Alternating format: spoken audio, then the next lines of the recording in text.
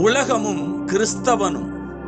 உலக தோற்றத்துக்கு முன்பே தேவனால் கிறிஸ்துவுக்குள் தெரிந்து கொள்ளப்பட்டவன் கிறிஸ்தவன்.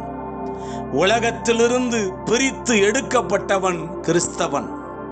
உலகத்தின் வழிபாடுகளுக்கும் பாவ அக்கிரமங்களுக்கும் மரித்தவன் கிறிஸ்தவன்.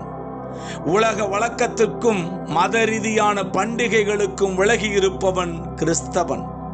உலகத்தின் ஜென்ம சுவாபம் நீங்கி திவ்ய சுவாபத்தில் அனுதினமும் வளருபவன் கிறிஸ்தவன். உலகத்திற்கு ஒத்த வேஷம் தெரியாமல் இருப்பவன் கிறிஸ்தவன். உலகத்துக்குரியதை அல்ல, மேலானதை, அழிவில்லாததை நாடி தேடுபவன் கிறிஸ்தவன்.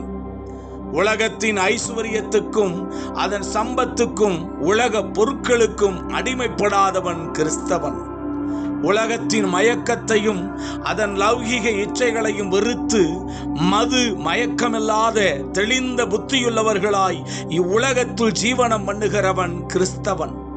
உலகத்திலும் உலகத்தில் உள்ளவைகளிலும் அன்பு கூறாதவன் கிறிஸ்தவன். உலக சிநேகத்திற்கு விலகி இருப்பவன் கிறிஸ்தவன். உலகத்தால் கரைபடாதபடி தன்னை காத்துக் கொள்பவன் கிறிஸ்தவன். உலகம் தனக்கு சிலுவையில் அறையுண்டதாகவும் உலகத்துக்கு தானும் சிலுவையில் அறையுண்டதாகவும் இருப்பவன் கிறிஸ்தவன். உலகத்தின் உபத்திரவத்தை மேற்கொள்பவன் கிறிஸ்தவன்.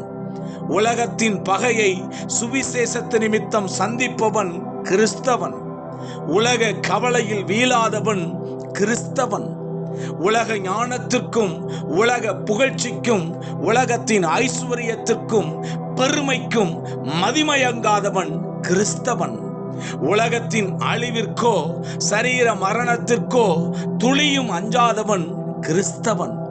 உலகத்திற்கு உப்பாகவும் ஒளியாகவும் இருப்பவன் கிறிஸ்தவன். உலகத்தை கலக்குபவன் கிறிஸ்தவன். உலகத்தை நியாயம் தீர்ப்பவன் கிறிஸ்தவன். உலகத்தை ஜெயிப்பவன் கிறிஸ்தவன். உலகத்துக்கு சுவிசேஷத்தை உலகம் முழுவதும் கொண்டு செல்பவன் கிறிஸ்தவன். ஆமென்.